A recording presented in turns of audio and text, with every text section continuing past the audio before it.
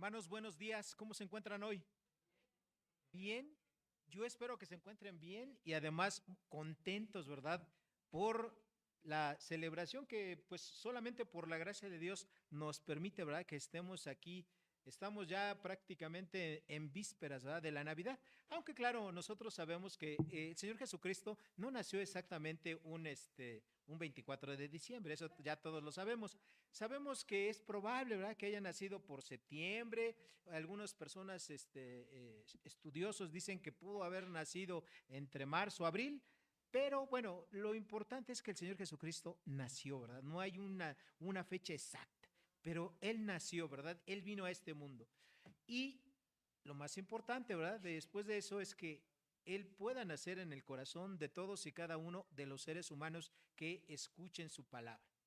Entonces, hoy, por este motivo, que es un día festivo, ¿verdad? Para nosotros que nos estamos adelantando un poquito, pues el tema de hoy va a ser la Navidad.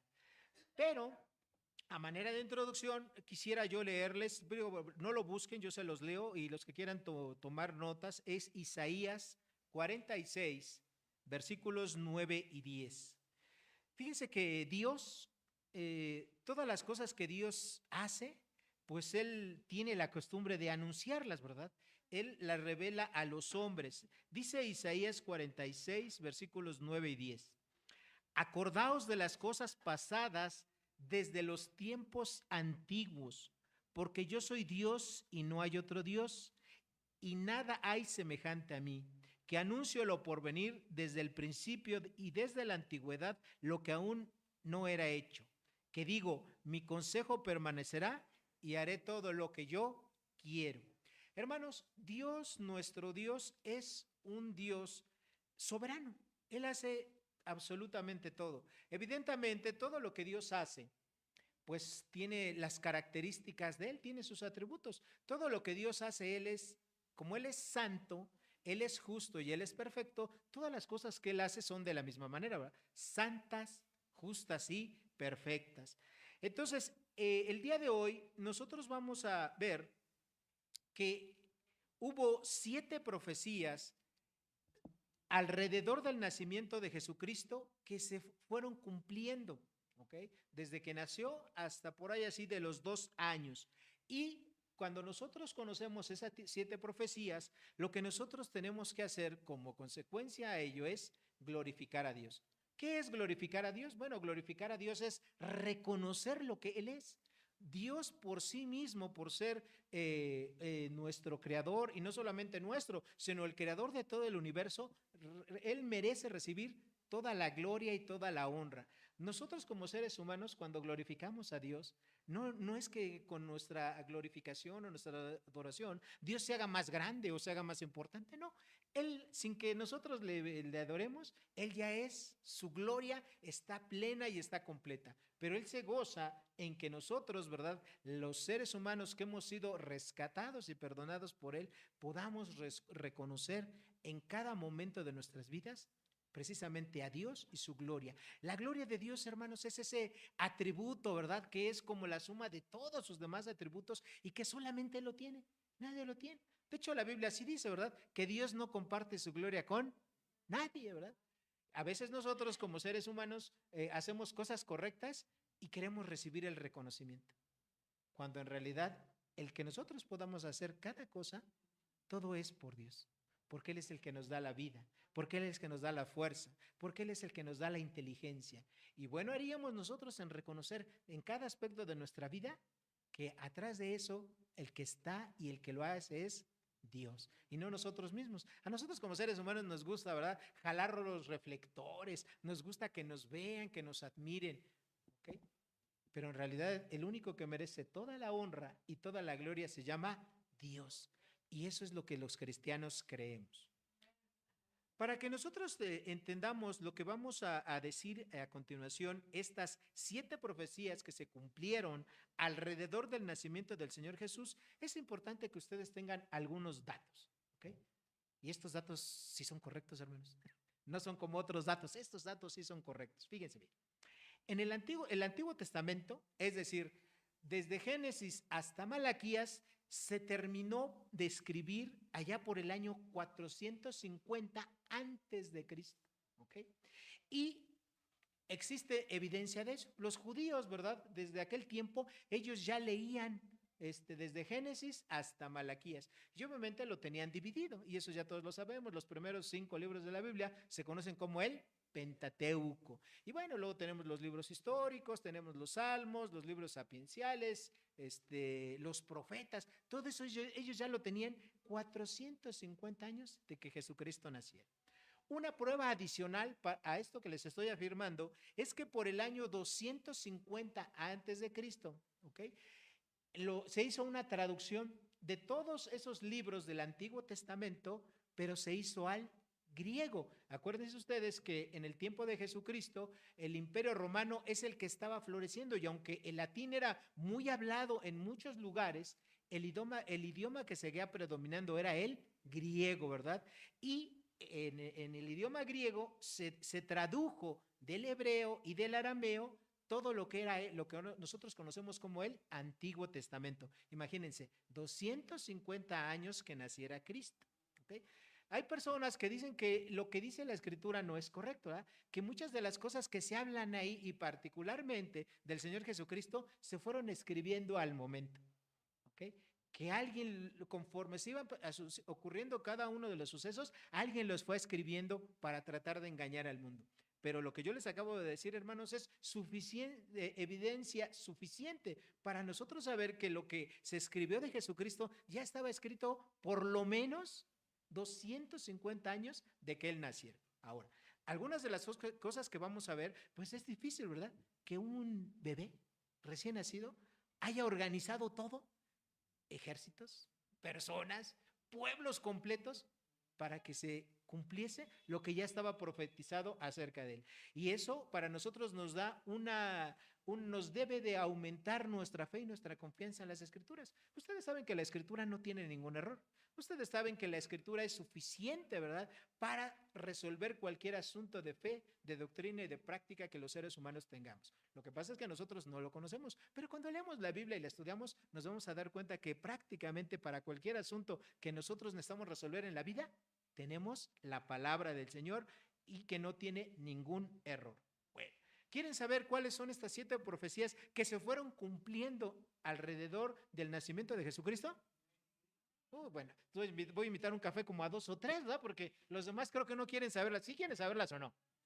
Sí, ¿verdad? Digan fuerte, sí queremos saber un poco más de la palabra de Dios. Bueno, la primera profecía es que el Mesías, es decir, el enviado de parte de Dios, el ungido, el Salvador de Israel, iba a nacer de una mujer. Y ustedes pueden decir, bueno, pues eso no es tan complicado, ¿verdad? ¿Por qué? Pues porque obviamente todos los seres humanos nacemos de una mujer. Pero déjenme decirles algo. Esta afirmación que les estoy anunciando no se menciona, o mejor dicho, está contenida en la Escritura, pero es de las menciones más antiguas de la Escritura. Se calcula, ¿verdad? Porque no hay una fecha exacta, pero el Génesis, ¿sí? Ese evento que ocurrió en Génesis, que es el capítulo 3, versículo 15, ocurrió como unos 3,000, entre 2,500 y 3,000 años antes de que el Señor Jesucristo naciera. ¿Qué dice esta profecía? Génesis 3:15. Dice, Dios está, después de que Adán y Eva pecaron, Dios está emitiendo los juicios para la serpiente que es Satanás, para Adán y también para Eva. ¿Y qué dijo Dios? Dios dijo lo siguiente, Génesis 3:15, y pondré enemistad entre ti y la mujer. Le está hablando a la serpiente. Dice, y entre tu simiente y en la simiente suya. Ella te herirá en la cabeza y tú le herirás en el calcañar. Bueno, ¿de qué está hablando esto?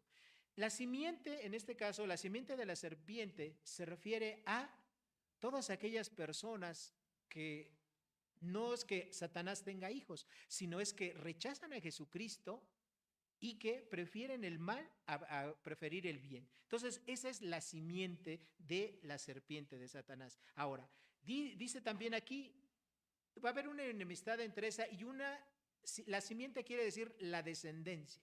Y en este caso, la descendencia de Adán y Eva iba a llegar no solamente por sus hijos, Caín, Abel, Set, Cam, en fin, todos los demás, no, sino hasta la descendencia del Señor Jesucristo, porque siguiendo toda la línea, desde ahí encontramos el linaje del Señor Jesucristo. Entonces dice el linaje de Eva, es decir, el Señor Jesucristo, dice, te va a herir en la cabeza. Y una herida en la cabeza se refiere, en este contexto de Génesis, a una herida mortal. Jesucristo iba a matar, por así decirlo espiritualmente, a Satanás. Satanás, evidentemente, pues él ya fue derrotado en la cruz. Con la muerte de Jesucristo, Satanás sufrió la derrota más terrible y espantosa. Y obviamente su tiempo va a llegar, un momento en el cual se va a emitir un juicio contra él y él va a ser colocado en el infierno para siempre. Y ya no va a haber más Satanás aquí. Él ahorita está en este mundo teniendo influencia, ¿va?, sobre las personas, pero eso, hermanos, se va a terminar un día. Entonces, la herida que le hizo Jesucristo con su muerte y con su resurrección iba a provocarle a Satanás una herida mortal. Y dice de Satanás, y tú le vas a herir en el calcañar. El calcañar quiere decir, hermanos, el talón, ¿verdad? El talón, ese es el calcañar. Entonces, cuando Jesucristo murió, incitado, Satanás incitó a las autoridades judías para que mataran a Jesucristo, obviamente esa fue una herida, ¿verdad? La muerte de Jesucristo fue esta herida a la que se está refiriendo este pasaje. Pero, ¿Jesucristo se quedó en la tumba herido y muerto? No, ¿verdad? Su cuerpo resucitó, como dicen las escrituras, al tercer día. Entonces, esa fue la herida que Satanás, ¿verdad?, con su influencia demoníaca, hizo en este mundo. Ahora, ¿cuándo hubo un cumplimiento de eso? Bueno, vamos a ver la parte del cumplimiento, que es lo lindo de la escritura, que tenemos algo anunciado. Yo les digo, tomen por referencia ustedes 2500 años antes de que el evento ocurriera, y el cumplimiento lo vemos en Gálatas capítulo 4, verso 4. Y dice así: pero cuando vino el cumplimiento del tiempo, Dios envió a su Hijo, nacido de mujer y nacido bajo la ley. Y Mateo 1:20. Y pensando él en esto, he aquí un ángel del Señor se le apareció en sueños y le dijo: José, hijo de David, no temas recibir a María tu mujer, porque lo que de ella es engendrado del Espíritu Santo es. Entonces, esa simiente, ¿verdad?, prometida al Señor Jesucristo, ese Salvador. De hecho, este versículo de Génesis 3:15 se conoce como el protoevangelio. La primera ocasión donde se menciona que de la simiente de una mujer iba a venir el Salvador.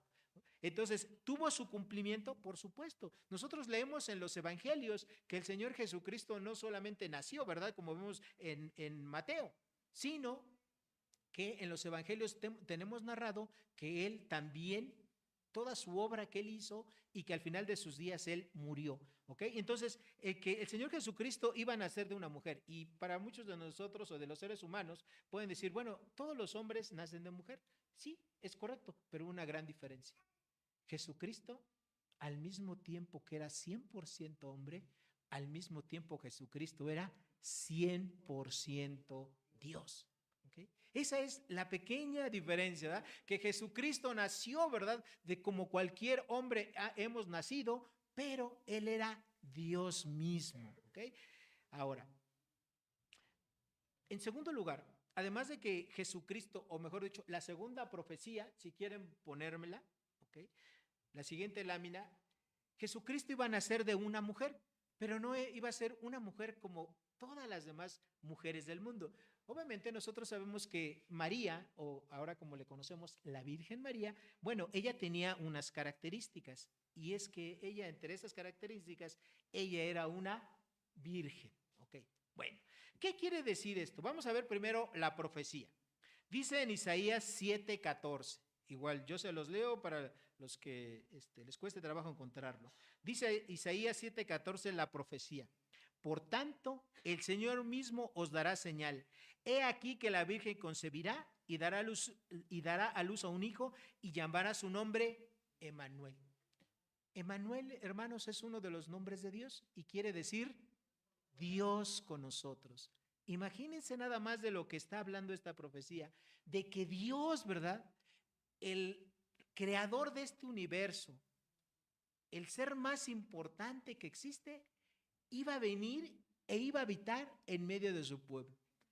Para nosotros que somos cristianos, a veces no reflexionamos mucho en esta parte.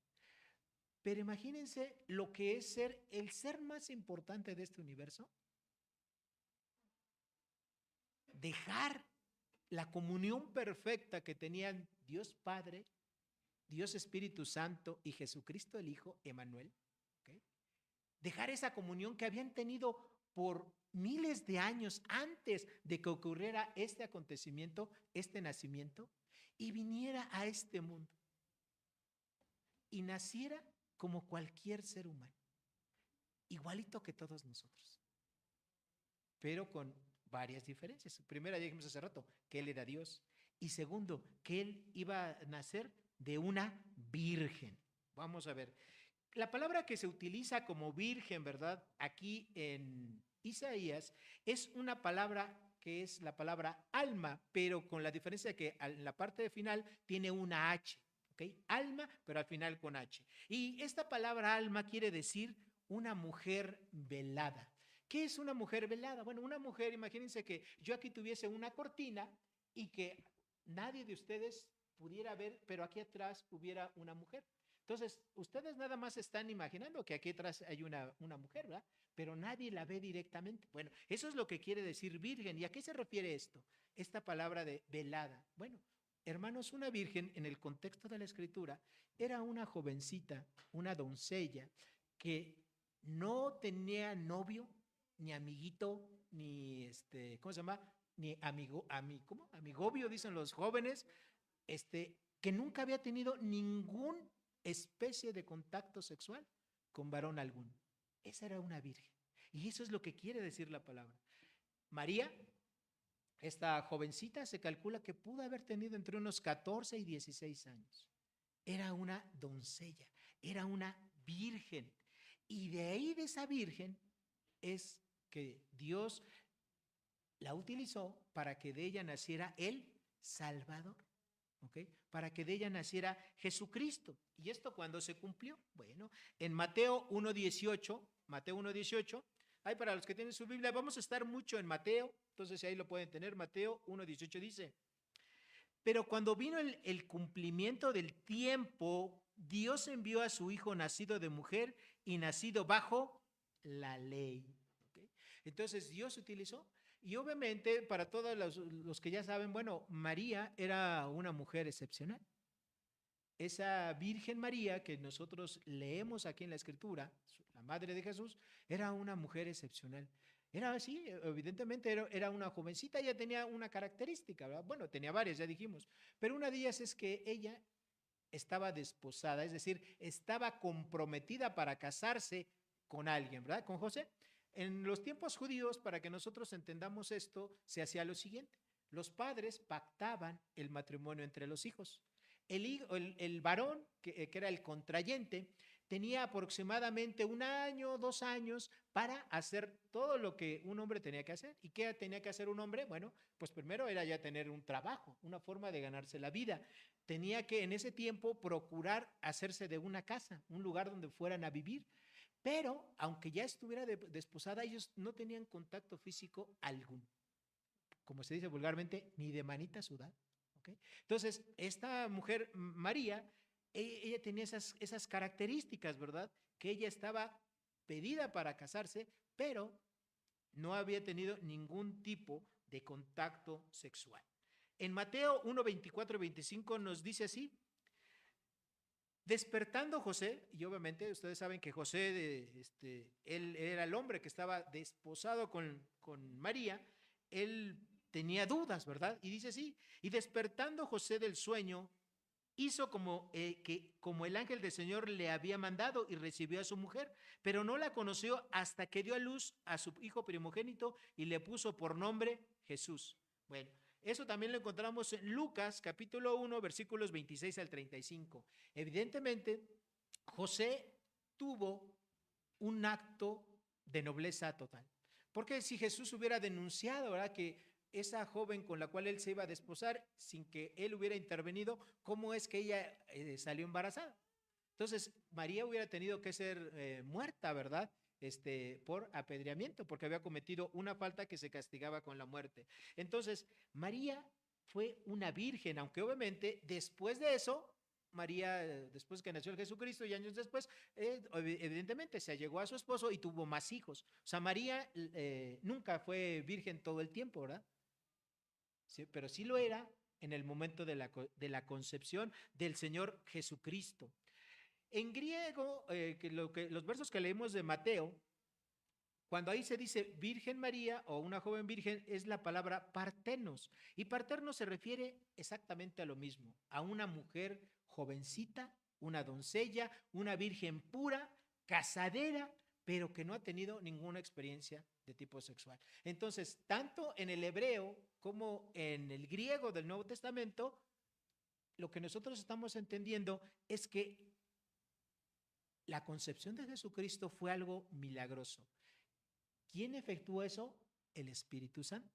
El Espíritu Santo, ¿verdad? Fue quien hizo que de alguna manera el óvulo, ¿verdad?, contenido en María fuera fecundado por él mismo y de ahí naciera el Salvador. Y esto es uno de los hechos que más cuestionan las personas que están en contra del cristianismo, ¿verdad? Para ellos los milagros no existen, pero este fue un milagro. La concepción del Señor Jesucristo fue un milagro. Y ustedes pueden decir, bueno, ese tipo de milagros, ¿cuándo se dan? Hermanos, este milagro fue único. ¿Sí? Es único. ¿Ok? Como muchas de las cosas que Dios hace son únicas. Y para la gente que se pregunta, bueno, ¿y qué es un milagro? Bueno, un milagro, hermanos, ocurre cuando Dios decide por su propia voluntad suspender una de sus leyes naturales para actuar de una manera que solamente Él lo puede hacer. Por ejemplo, nosotros sabemos que hay una ley natural. Para que un hijo nazca, ¿qué se necesita?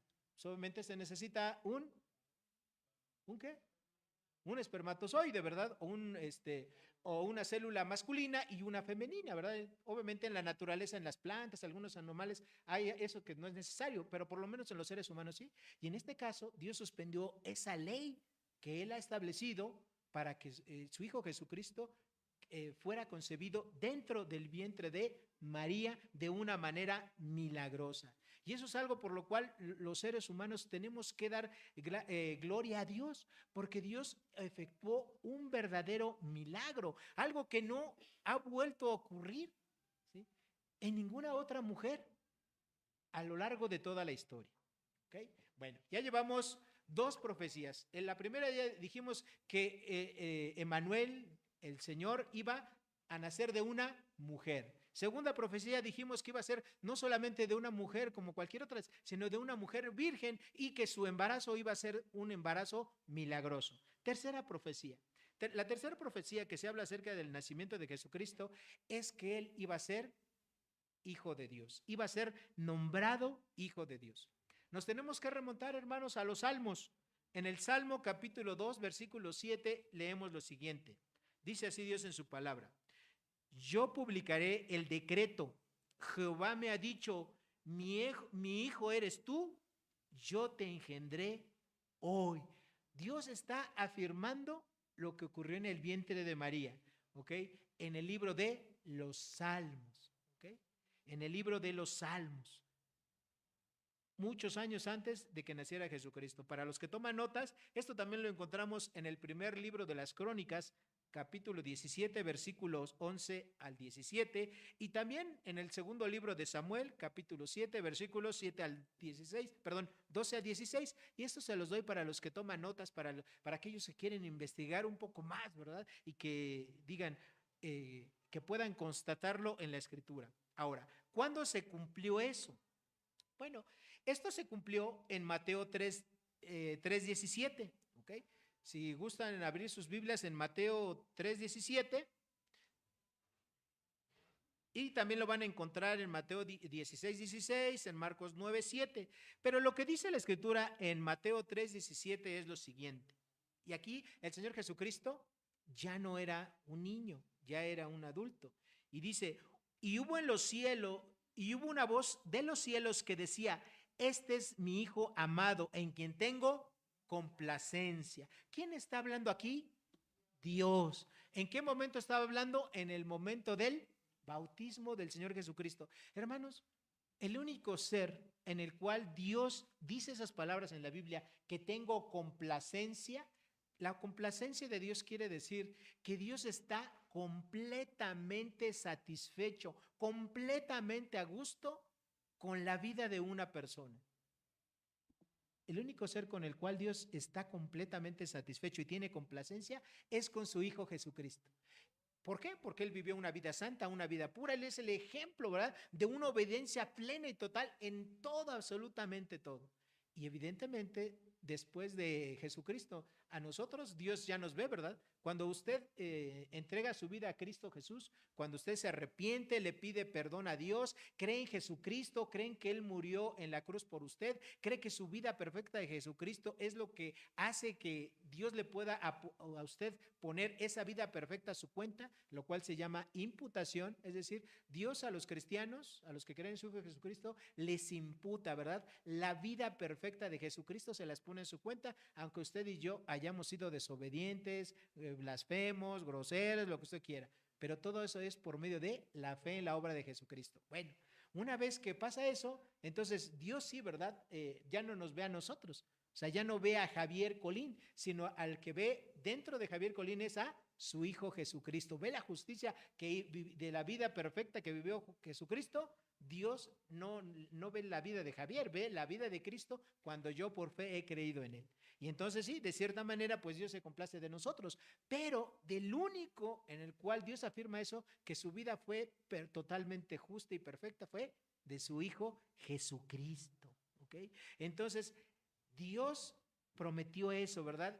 Allá que Jesucristo iba a ser engendrado, y lo afirmó en los Salmos, en Crónicas, en Samuel, y obviamente esa complacencia, esa satisfacción plena y total, no es porque Dios no lo tuviera desde el nacimiento de Jesucristo, pero lo encontramos ya mencionado por Dios públicamente cuando fue su bautizo. ¿Okay? Y obviamente el Señor Jesucristo se bautizó, ¿verdad?, poco antes de empezar su ministerio, más o menos cuando él tenía unos 30 años, por ahí es que él fue bautizado. ¿Okay?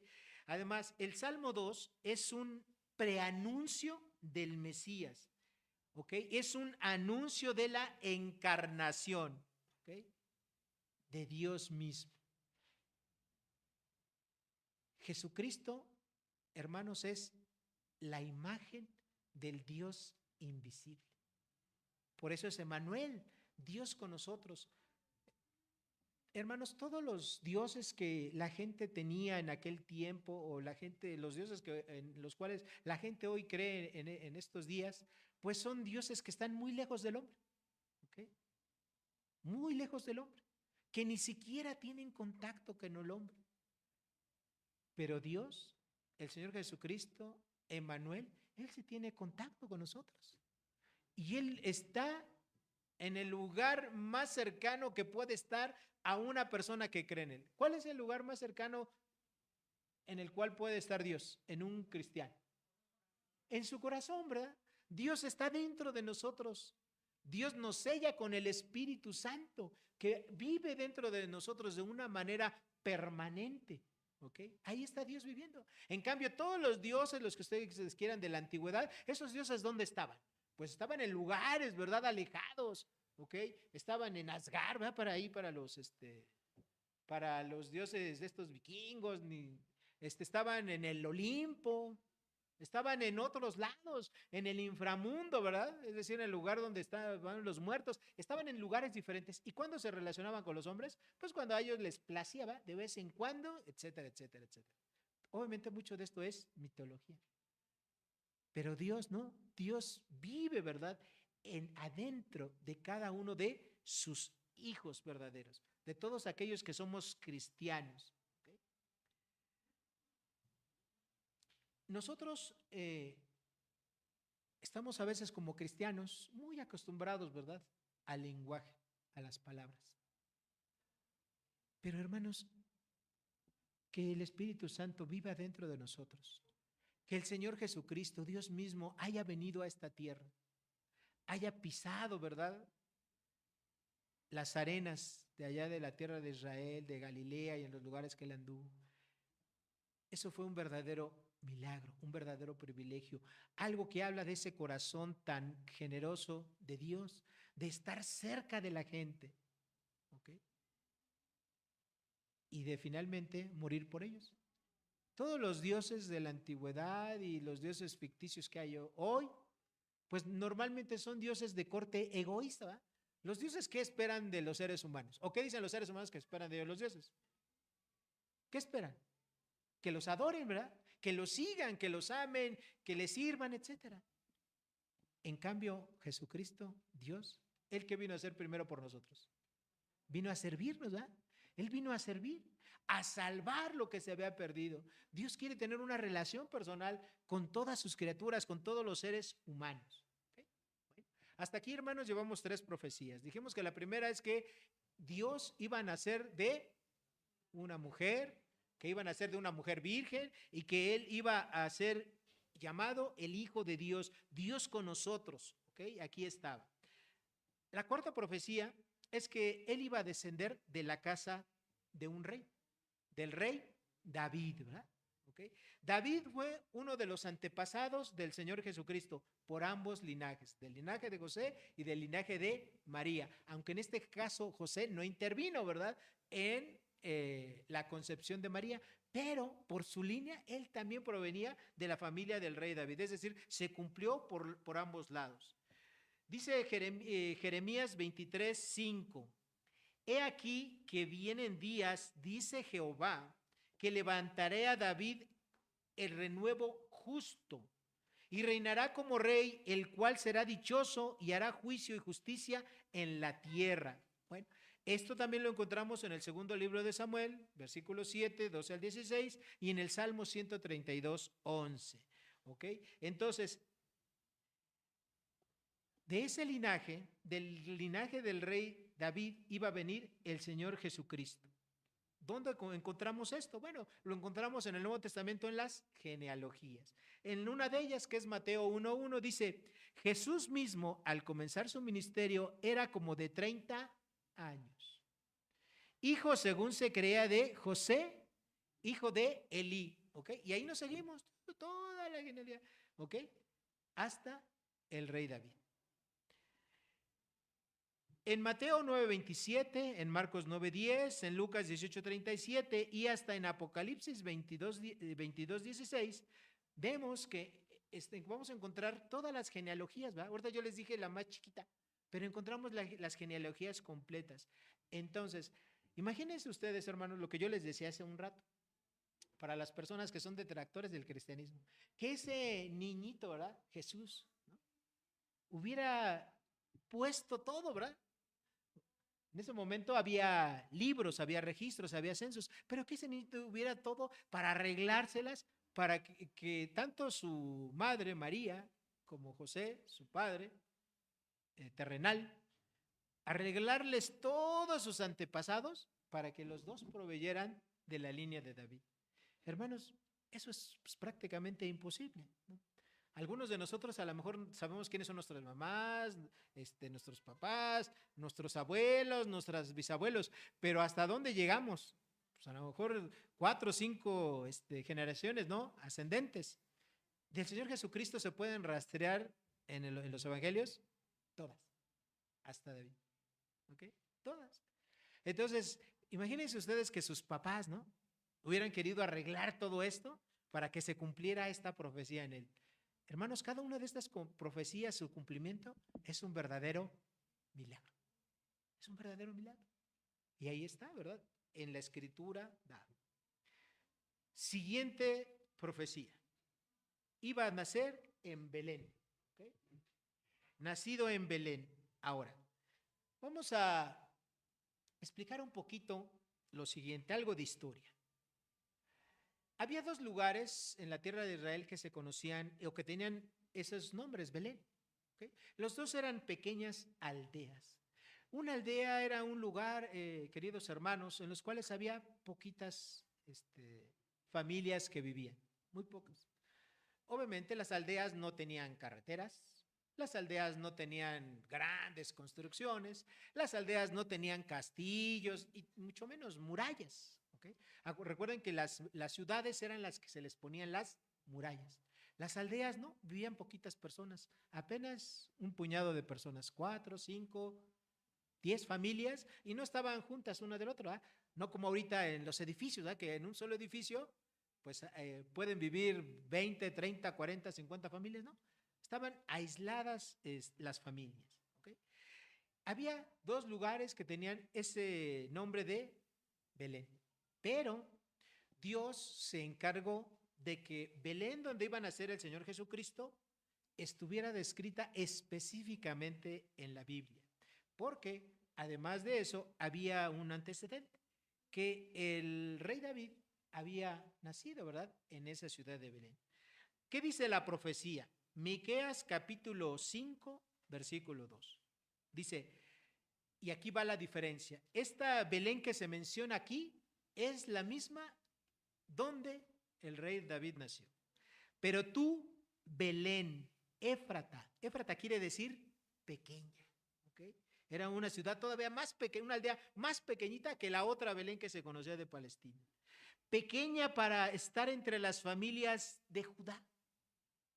De ti saldrá el que será Señor en Israel, y sus salidas son desde el principio, desde los días de la eternidad. Entonces, Dios se encargó de que no hubiera duda, ¿verdad?, de dónde iban a ser el Salvador, de esa pequeña ciudad donde también era originario el rey David. ¿Ok? La otra ciudad, Belén, no tenía ese nombre, Éfrata, ese adjetivo. ¿Ok? Es como hoy en día, en nuestro país tenemos varias ciudades que tienen el mismo nombre, ¿sí o no? ¿Sí? ¿Sí o no? Sí, ¿verdad? Entonces se tiene que especificar el estado o un dato adicional para que nosotros lo sepamos. Y es más, en nuestro país hay ciudades que tienen nombres de otras ciudades que por ejemplo están en Estados Unidos, pero particularmente en España, ¿sí o no? Sí. En España y Guadalajara, sí, también aquí tenemos Guadalajara. De hecho, los españoles cuando llegaron aquí le pusieron muchos de los nombres, ¿verdad? De ciudades, estados de allá de, bueno, en España son provincias, de nombres de esas ciudades a las ciudades que fueron poniendo aquí. Entonces se necesita un dato adicional para identificarlas. Y es lo que hizo Dios, ¿verdad? Porque Dios es un Dios perfecto, hermanos. Dios no se le van los detalles. A nosotros sí se nos pueden ir los detalles. No sé si usted alguna vez ha redactado una carta o ha escrito un WhatsApp o un correo y usted en su mente tiene exactamente lo que quiere decir, pero cuando lo escribe y a lo mejor hasta lo envía y ya cuando acaba de enviar la información, dice, ay, se me olvidó precisar esto, ¿ah? Y bueno, la ventaja que ahora con el WhatsApp, pues ya lo puedes editar, ¿verdad? Y ya lo corriges y lo mandas. Pero cometemos errores. Dios no es así, hermanos. Dios desde un principio dijo, tú, ¿verdad? El Señor Jesucristo iba a nacer en Belén, ¿verdad? En Éfrata, en ese pequeño lugarcito, ¿verdad? Y hermanos, como hace rato dijo nuestro hermano Beto, hermanos, Belén era un lugar, pues que salvo porque ahí había nacido el rey David, de ahí en fuera era un lugar muy sencillo, muy humilde, ¿verdad? No había mucho atractivo turístico para verlo. ¿Ok? Ahora, ¿cuándo se cumple esto? Bueno, Mateo 2:1 dice, cuando Jesús nació en Belén de Judea, o sea, igual, dice, en días del rey Herodes vinieron del oriente de Jerusalén unos magos. Pero no solamente vemos aquí en Mateo 2:1, ¿verdad? También en Juan 7:42, en Mateo 2:4 al 8 y en Lucas 2:4 al 7, que viene mencionado que Jesús nació en esa ciudad, en la ciudad de David, en esa ciudad Éfrata, en esa ciudad pequeña de Judea. ¿Ok? Para decir, no hay posibilidades de que haya equivocaciones. Ahora, hace rato también nuestro hermano Beto nos dijo, espero que hayan puesto atención en ese detalle. ¿Por qué nació Jesús ahí? Bueno, no, estuvo ahí, nació ahí porque fue profetizado, porque ahí Dios lo estableció. Pero recuerden que ellos estaban en otro lugar, ¿verdad?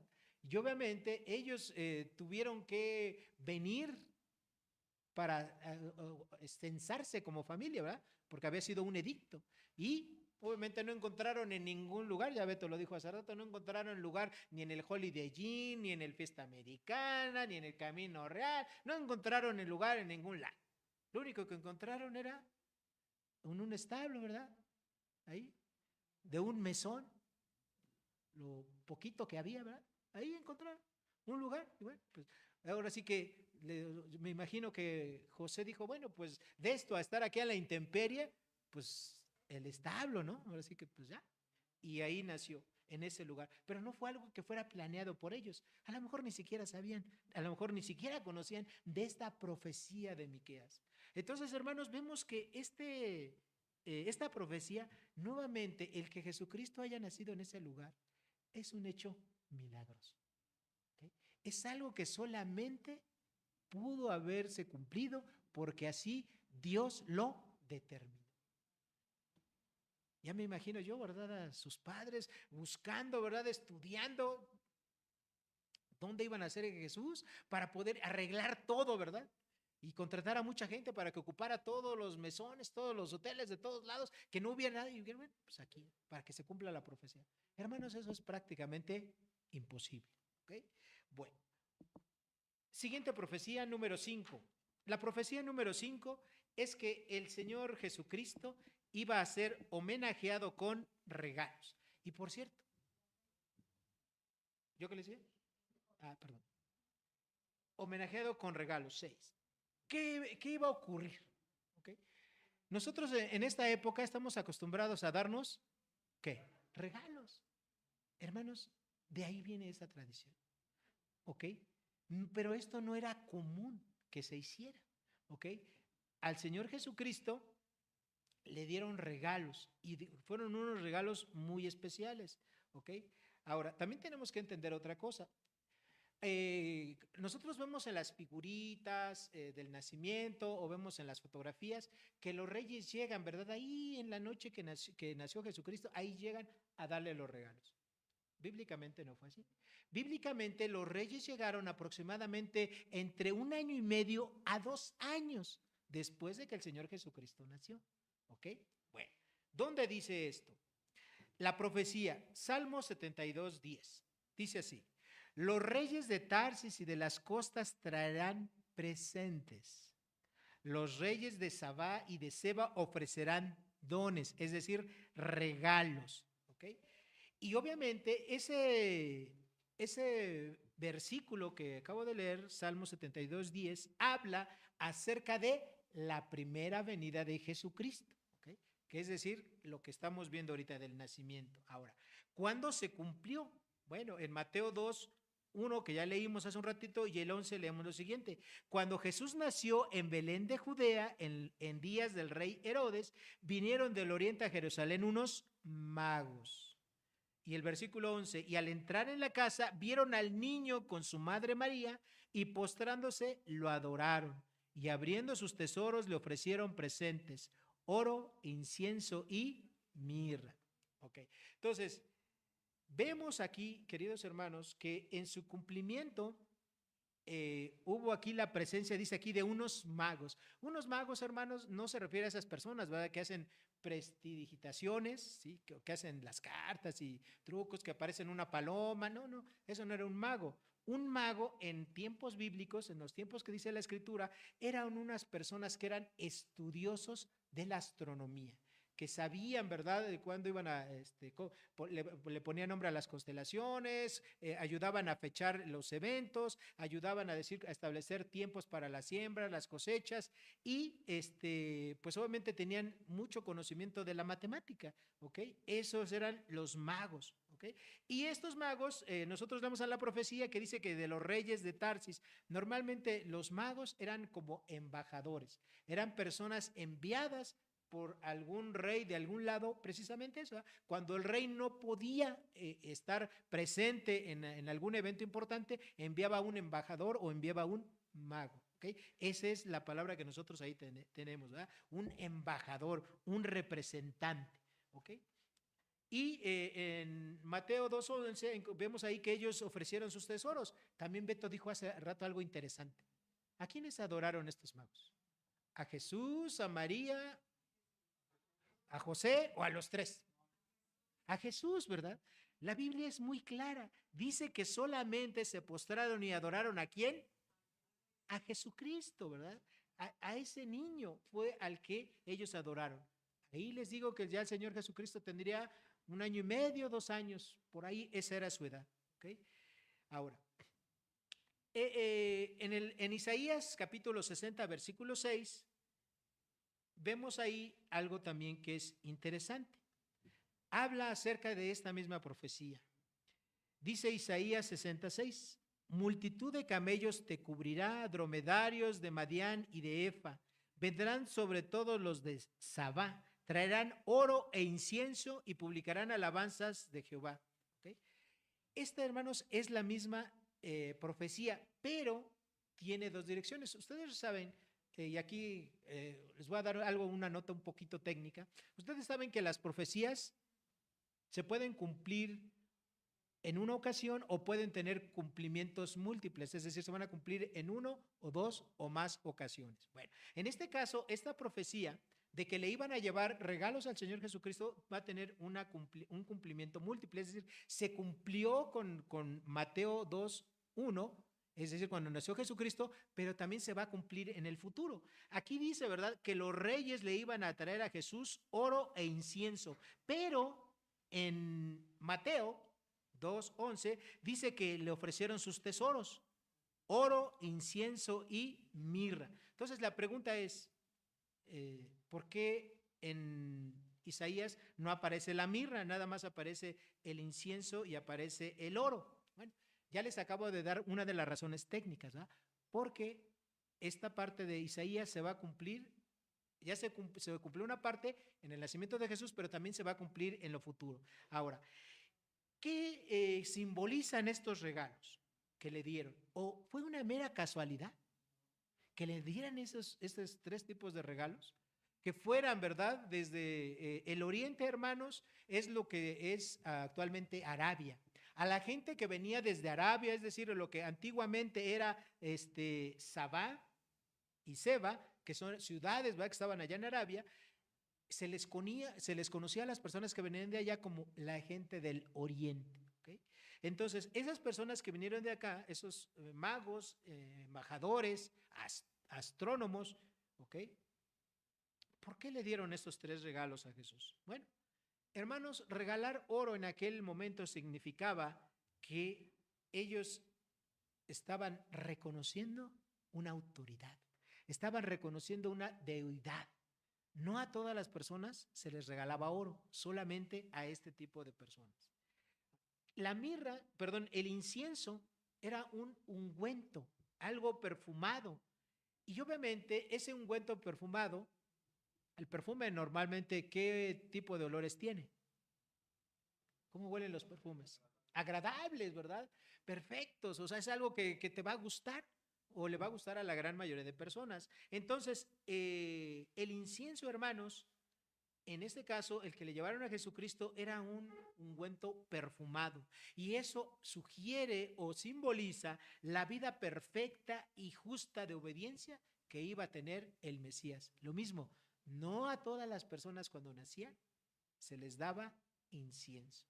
Y tercero, el tercer regalo, que es la mirra, esta es, a diferencia del incienso, era una hierba amarga, amargosa, ¿ok?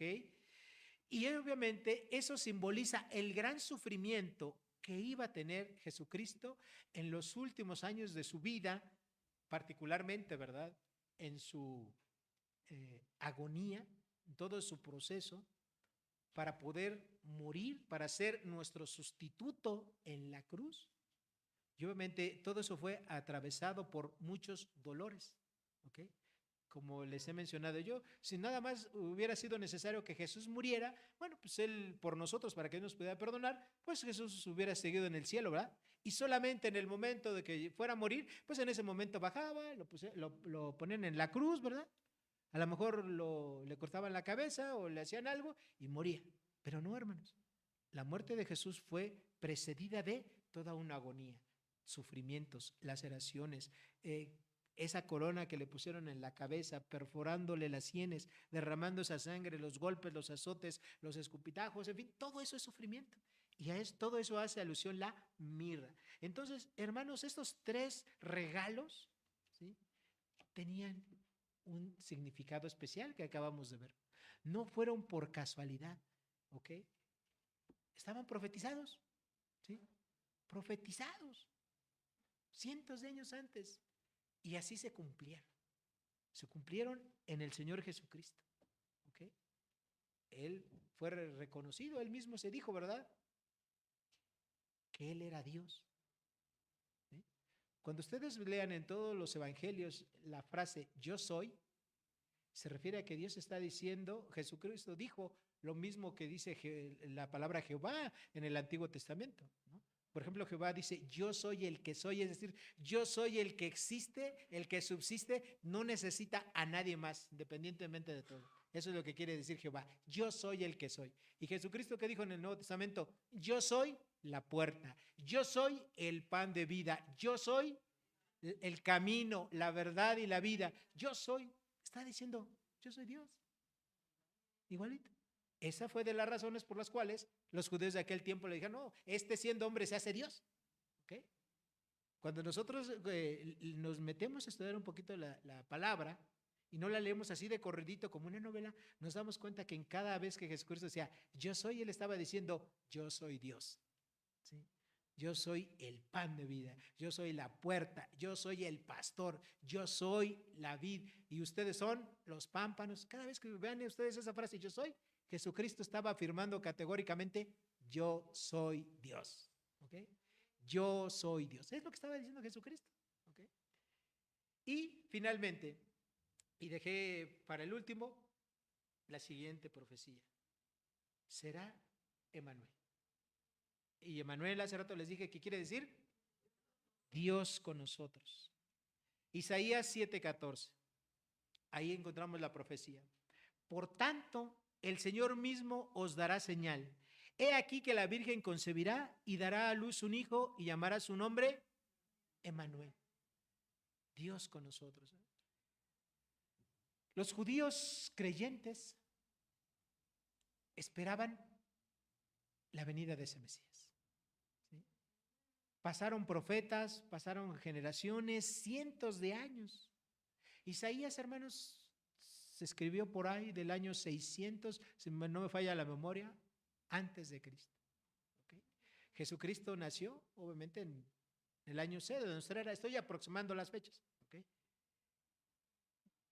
Entonces, muchísimos años antes de que se cumpliera esta profecía, generaciones y generaciones de judíos fieles, de profetas, quisieron presenciar, saber que había nacido Emmanuel, Dios con nosotros. Y nosotros que no estuvimos ahí presentes, pero que lo vemos y lo conocemos a través de la Escritura y sabemos que esto fue un hecho histórico, ¿verdad? Que no solamente lo encontramos en la Biblia, sino que también lo encontramos en muchos libros de la historia. Sabemos que Emmanuel, Dios con nosotros, ya vino. Que Él estuvo, ¿verdad? Con todo ese pueblo viviendo, rodeado ahí a los hombres de la nación de Israel. Y ahora está en nuestro corazón. ¿Okay? En Mateo 1:23 encontramos el cumplimiento que dice, he aquí la Virgen concebirá y dará luz a un hijo y llamará su nombre Emmanuel. En Lucas 7:16 encontramos lo mismo, pero ahora dicho por el otro evangelista, por Lucas. ¿Okay? En los tiempos de Jesús, muchos de los judíos rechazaron al Mesías. Lo rechazaron. No creyeron en él. Algunos le seguían por los beneficios que les daba. Los alimentaba, les daba pan, los curaba, los sanaba. ¿Okay? Pero pocos lo seguían porque realmente creían en él. Pero de esos pocos que lo siguieron y la obra que ellos hicieron de predicar el evangelio, de hacer discípulos en todas aquellas tierras, de aquellos, ¿cuántos hombres? 11, los primeros discípulos y apóstoles, después un grupo más grande de 70 cristianos, luego 120, 500, le estoy diciendo números que dice la Escritura, no me lo estoy inventando. ¿Okay? Llegamos hasta ahorita, hasta nuestros días, algo así como 600 millones de cristianos en todo el mundo. 600 millones de cristianos. Que sabemos que Emmanuel, Dios con nosotros, vino al mundo, ha estado, ¿verdad?, con todos aquellos que hemos creído con Él y sigue estando con nosotros, con todos aquellos que hemos reconocido a Jesucristo como lo que es, como Dios en nuestras vidas, como nuestro sustituto perfecto en la cruz. Y aquí está y seguirá estando Dios con nosotros. Hermanos, y esto es otro milagro. Cada vez que una persona se salva, cada vez que una persona entiende el Evangelio, se arrepiente y le pide perdón a Dios por sus pecados y cree en Jesucristo, en ese momento Dios, en la persona del Espíritu Santo, llega y mora, ¿verdad? Y nuevamente se cumple esto. Emmanuel, Dios con nosotros. Y ahí está Dios con nosotros. Y aunque a veces nosotros no lo vemos por los problemas, por las dificultades, por las tribulaciones que tengamos, hermanos, Dios está con nosotros. ¿Sí? Dios está con nosotros. Y aunque nosotros estemos enfermos y pareciera que es demasiado tiempo para que nos sanemos, hermanos, Dios está con nosotros. Y aunque pensemos, ¿verdad?, que a lo mejor uno de nuestros seres queridos está alejado de Dios y pensamos que nos vamos a morir y no vamos a ver que regrese, hermanos, ¿qué creen? Dios está con nosotros y Él está trabajando.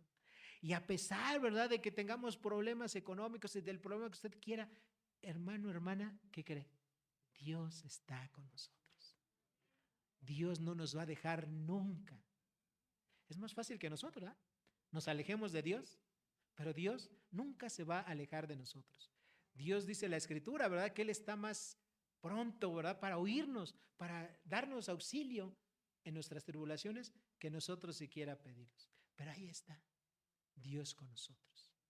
Ese pequeño niño, ¿verdad?, ese bebé que nació, ¿sí?, en el cual muchas de las personas creen, muchas personas, más aquí en nuestro país, que por nuestro trasfondo en la religión popular, aquí hay mucha gente que cree, ¿verdad?, en Jesucristo. A lo mejor no sabe todo lo que usted sabe de Jesucristo, pero por lo menos tienen la noción, ¿verdad? Cantan villancicos, hacen una posada, etcétera. Saben de ese nacimiento. A ese niño todos lo aceptan. Pero al adulto que murió, que entregó su vida por ti, a ese mucha gente lo rechaza. Nosotros necesitamos predicar el Evangelio para que las personas realmente conozcan y sepan, ¿verdad?, que ese niño que nació para salvar al mundo es el mismo hombre que a sus cerca de 33 años murió para hacer efectiva la salvación, para que Dios te pudiese perdonar, para que Dios te pudiese salvar. Pero eso no va a ocurrir si usted y si yo no seguimos predicando el Evangelio. La gente va a seguir con sus ideas. La gente va a seguir creyendo, ¿verdad?, que con poner un nacimiento, ¿verdad?, cerca en este mes de diciembre y tomar ponche, ¿no?, romper 2 que 3 piñatas, con eso es más que suficiente. Y no, eso es parte de la tradición, es parte de la cultura, pero no es suficiente para que se salve. La gente necesita saber que ese niño que nació es el niño que también murió y resucitó al tercer día conforme a las Escrituras para poder salvar a todos y cada uno de los seres humanos que entreguen su confianza solamente en la obra. Independientemente de las obras, independientemente de sus creencias, independientemente de lo que esa gente pueda hacer o dejar de hacer. Porque la salvación es únicamente por medio de la fe. Y eso es algo que solamente Dios ha comisionado a cada uno de sus hijos. ¿Okay? Y bueno, hermanos, termino con esto. El que nosotros sepamos que estas profecías acerca del nacimiento de Jesucristo se cumplieron, nos tiene que servir para incrementar nuestra fe en la palabra de Dios. Saber que Dios es totalmente veraz, como dice Romanos, y que tiene que servir para que incrementemos nuestra fe en Dios. Segundo, saber que la palabra de Dios es más confiable que cualquier otro libro de cualquier materia que usted quiera. La Biblia no contiene errores, es precisa. Tercero, que saber que para Dios es omnipotente y que cada una de estas profecías y su consecuente cumplimiento en el Nuevo Testamento lo puede hacer solamente alguien, Dios, porque Él es todopoderoso, Él es soberano y para Él no hay nada imposible. Y cuarto, saber que nuestro Dios es el Dios de la historia. Él es el que ha tejido toda esta historia. ¿Sí? Así como teje particularmente la historia de su vida, Él también tejió la historia detalle por detalle de todo lo que vivió el Señor Jesucristo. Por eso es que la historia de Dios es perfecta. Y nosotros sabemos el final de la historia. ¿Cuál es el final de la historia? Bueno, que el Señor Jesucristo un día va a regresar, ¿ok? En su segunda venida. Y va a regresar en toda gloria, toda honra, va a establecer aquí su reino en la tierra por 1000 años y después un reino eterno que, como dice la Escritura, no tendrá fin. Y todos los cristianos, todos los que realmente creamos en el Señor Jesucristo, vamos a estar con Él reinando eternamente y para siempre. Ese es el final, hermanos. Ese es el final de la historia. Y los cristianos sabemos toda la historia. Todo lo que estamos viviendo aquí, hermanos, es como el entretiempo, ¿verdad? Todo lo que estamos viviendo aquí, nuestros padecimientos, nuestras luchas, todo lo que estamos aquí, hermanos, es un poquito de padecimiento, pero lo que tendremos más adelante es muchísimo mejor. Nosotros sí podemos decir, ¿verdad?, que para un cristiano lo mejor de su vida está por venir, cuando estemos ahí con el Señor Jesucristo. Pues hagamos una oración y vamos a continuar con nuestro programa. Padre Santo, agradecemos, Dios, por tu palabra. Gracias porque tú has dejado, Señor, escritas para nuestra enseñanza estas 7 profecías y sus cumplimientos en el Nuevo Testamento. Te agradecemos por ello, Señor, y pues a diferencia de mucha gente en este mundo, nosotros sí podemos celebrar la verdadera Navidad, el nacimiento de Jesucristo. Es lo que quiere decir Navidad, el nacimiento de Jesucristo. Gracias porque un día tú, Señor, en tu mente perfecta y maravillosa, pues nos concebiste como uno de tus hijos espirituales, Señor. Te lo agradecemos y te damos las gracias también, Señor, porque pues nos has permitido llegar hasta esta época del año, Señor, y poder gozarnos en este día, Señor, y poder alabarte a ti, Señor, a través de los cánticos. Gracias por todo ello. Y Señor, yo te pido una bendición muy grande y especial para todos y cada uno de mis hermanos, Señor, aquí, que estuvieron aquí y aquellos que no pudieron venir por diferentes razones, que los bendigas y que los guardes en donde quiera que se encuentren. Todo esto te lo pedimos en el nombre precioso de Cristo Jesús, nuestro Señor y Salvador. Amén y amén. Muy bien. Hermanos, los cristianos sí nos podemos decir feliz Navidad. Y no porque la vayamos a tener, hermanos, ya la tenemos. ¿Ok? Hermanos,